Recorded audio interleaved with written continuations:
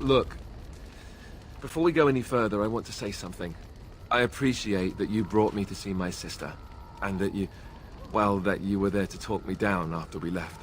You're a true friend, and I love you. I just wanted to tell you that. Well, now that that's out of the way, something you need, my dear? You don't have to do that. I know you didn't know him as long as I did.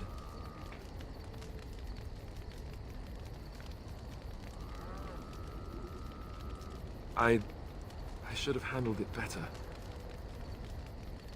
Duncan warned me right from the beginning that this could happen. Any of us could die in battle. I shouldn't have lost it, not when so much is riding on us, not with the Blight and everything. I'm sorry.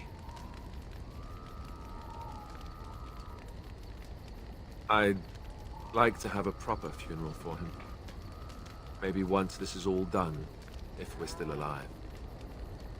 I don't think he had any family to speak of. I suppose he did. It probably sounds stupid, but part of me wishes I was with him, in the battle. I feel like I abandoned him.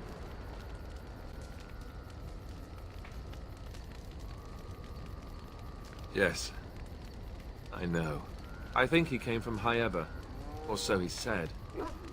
Maybe I'll go up there sometime. See about putting up something in his honor. I don't know. Have you had someone close to you die?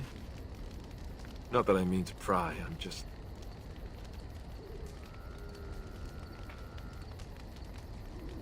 Yes, I imagine you really have, haven't you? Thank you.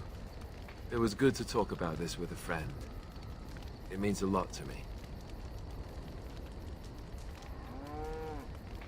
I'd like that. So would he, I think.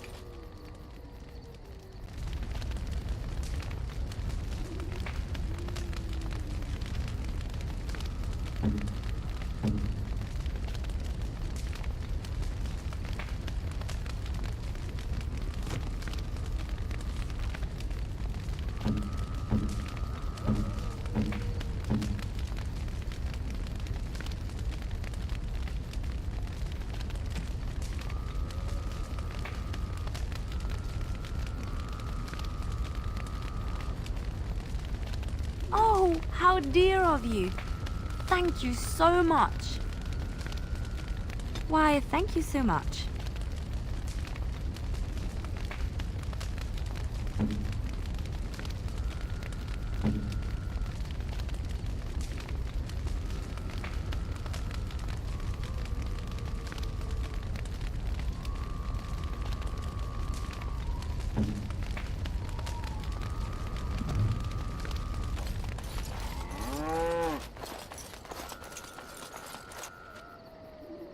If there's anything I can do for you, please, please tell me. The Darkspawn have attacked Lothering. I don't think everyone even had fled by the time they came either. Word has it they swarmed the entire area, making off with prisoners and burning down the buildings, and then they were gone.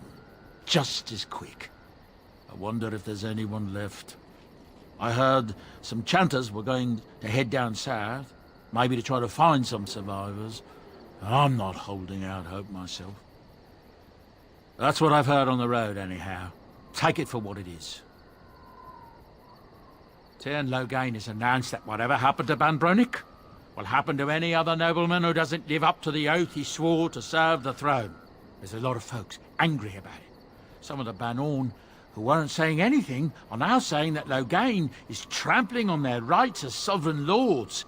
Seems like more fighting is inevitable at this point, doesn't it?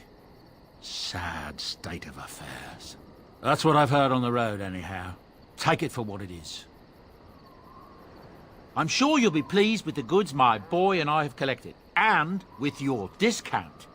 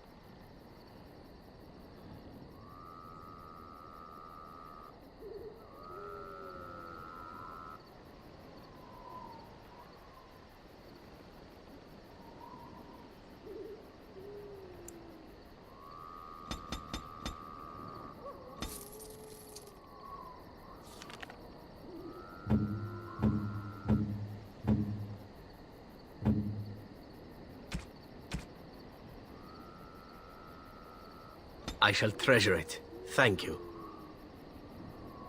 How nice. How nice. How nice. How nice. How nice.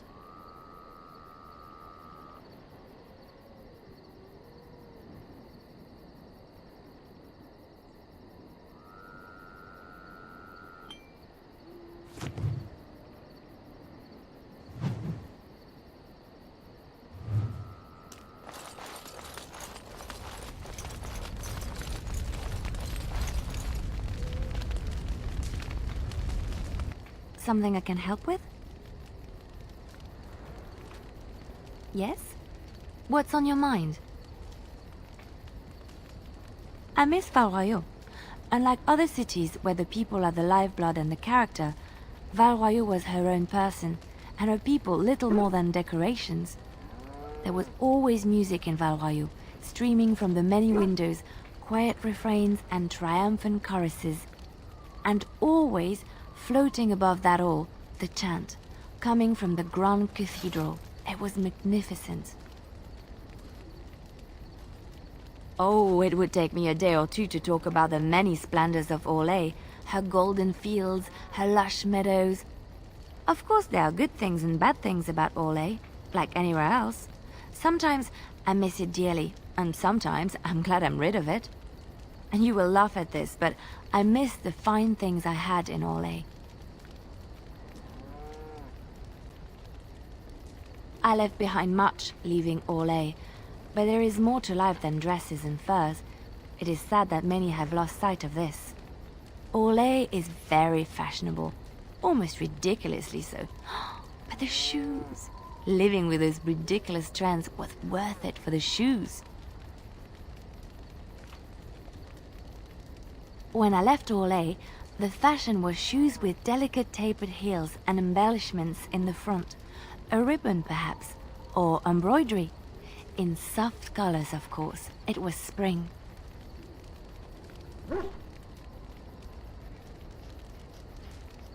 I wouldn't want to run in it, or have to enter battle, but for lounging in a lady's sitting room, perfect. The shoes made in Orlais were exquisite. Not at all like these clunky fur-lined leather boots you have in Ferelden. Ugh, just look at them. They're sturdy shoes, but sometimes a girl just wants to have pretty feet. Oh, I could talk about shoes all day, but we have things to do, don't we?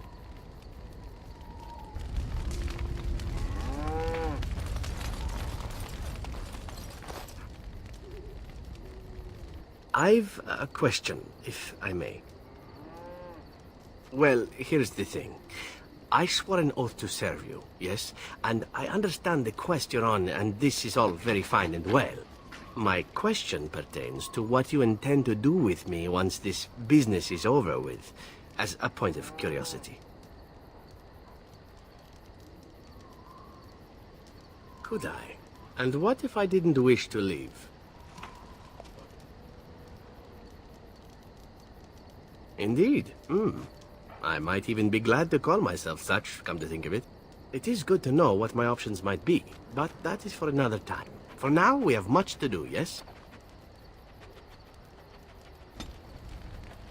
Look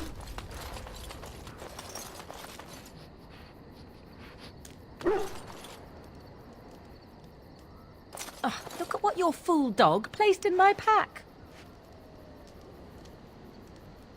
A putrid, half-eaten hare is not something a woman wants to find in her unmentionables. I think I have enough meat where it counts, and I certainly don't need it in my pack. The dirty mongrel can have this back, there, and tell him not to do it again. I just did. I don't want it, you worthless fur bag.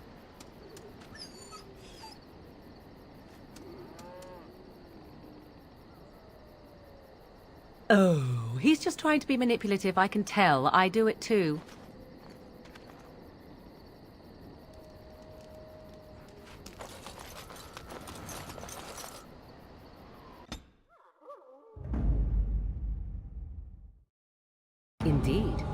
Yes. Yes.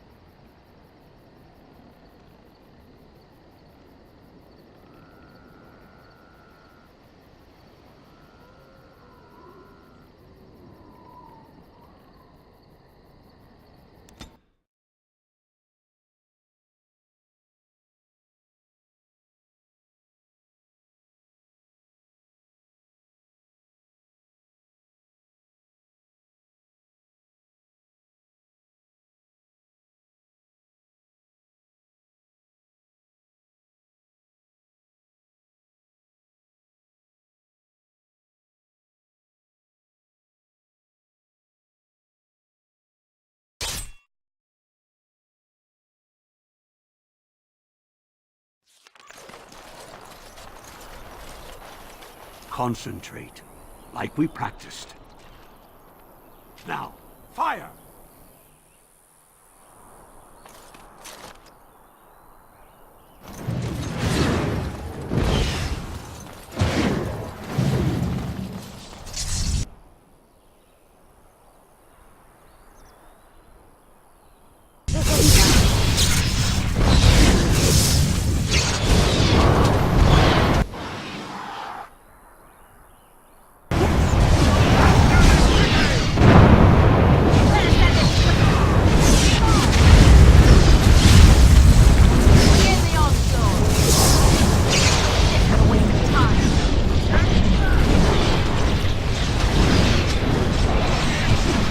Very well. You cannot win! You will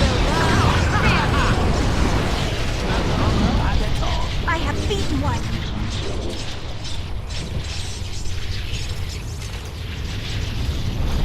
It will be done.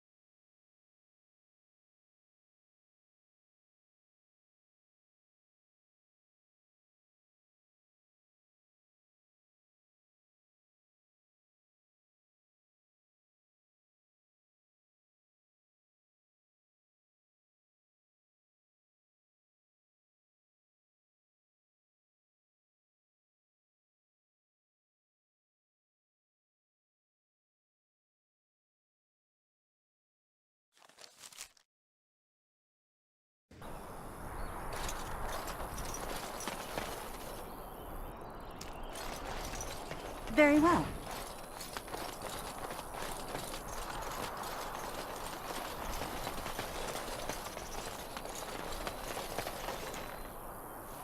You'll have to forgive me if I seem a bit nervous. Not many people travelling in this part of Ferelden. Of course, that's part of my problem, isn't it? Mule got spooked by a wisp and ran off into the woods. Now what do I do? Waiting for my helper to find the damn mule, of course. It's freezing! Oh, I suppose you meant, why am I out here? As in this part of the country. Allow me to introduce myself. Felix de Grosbois, merchant and entrepreneur at your service.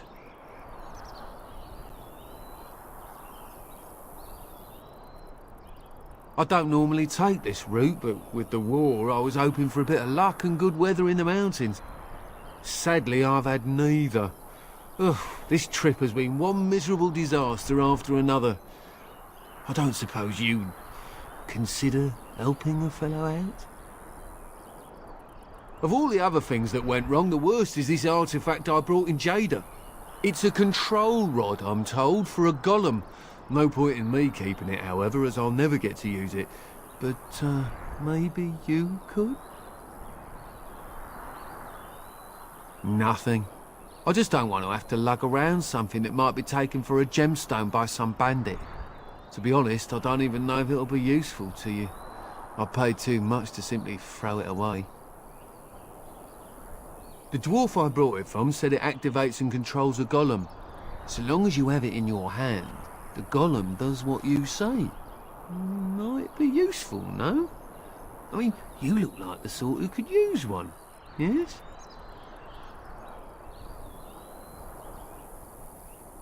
Just as well. You'll find the golem in a village named Honleith, in the hinterlands. Here, I'll mark it on your map. I've heard it might be dangerous there with all the darkspawn about, but I'll wager that's not an issue for someone like you. Just hold up the rod and say Dulaf Gar. That will wake the golem up, so I'm told. I hope it works.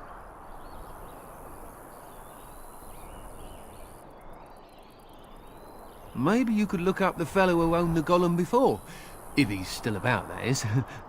Best of luck to you then. Now, I guess it's up to me to find that mule myself.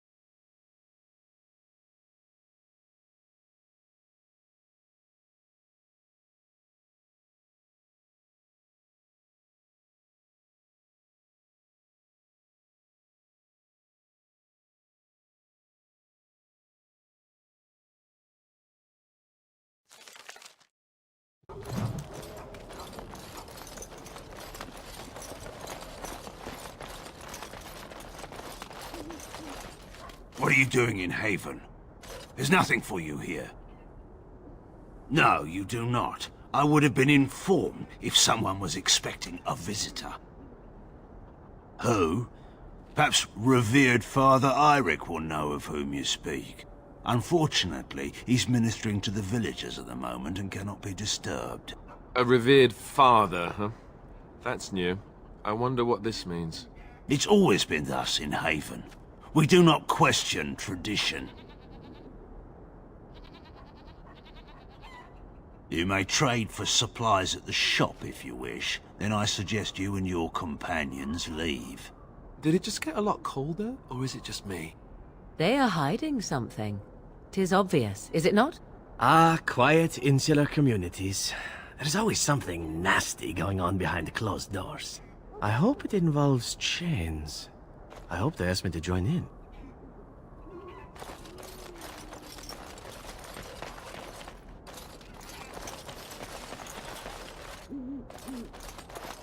Come, Bonnie Lynn. Tell us where you've been. Were you up, were you down? Chasing rabbits round the town. Come, Bonnie Lynn. Tell us where you've been. Come, Bonnie Lynn. We've a bed to put you in. It is soft, it is warm. It will shelter from the storm. Come, Bonnie Lynn. We've a bed to put you in.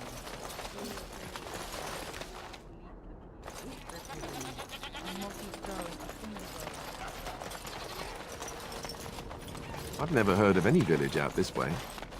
Is this place even on a proper map? 'Tis a quiet enough village. Looks can be deceiving, of course. Strange. A perfect little village, no?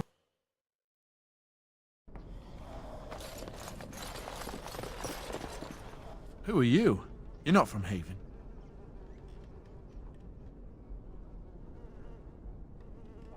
We don't get very many visitors. I don't have much, but I suppose you can take a look.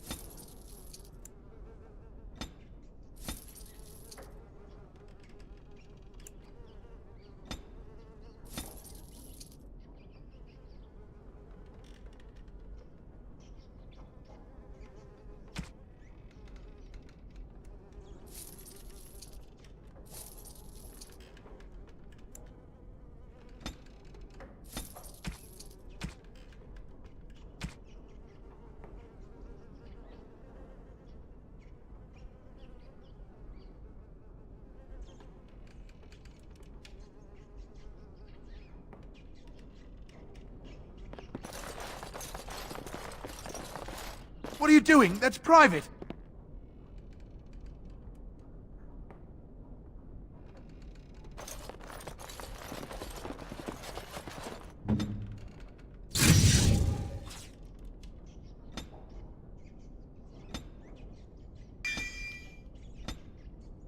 This won't take long. Your wish?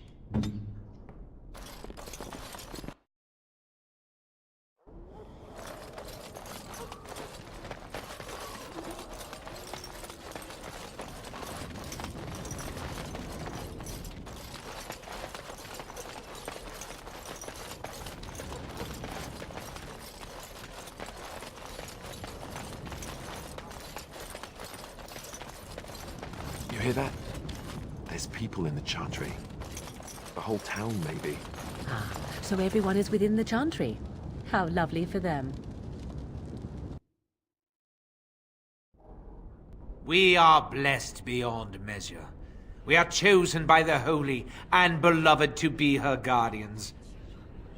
This sacred duty is given to us alone. Rejoice, my brethren, and prepare your hearts to receive her.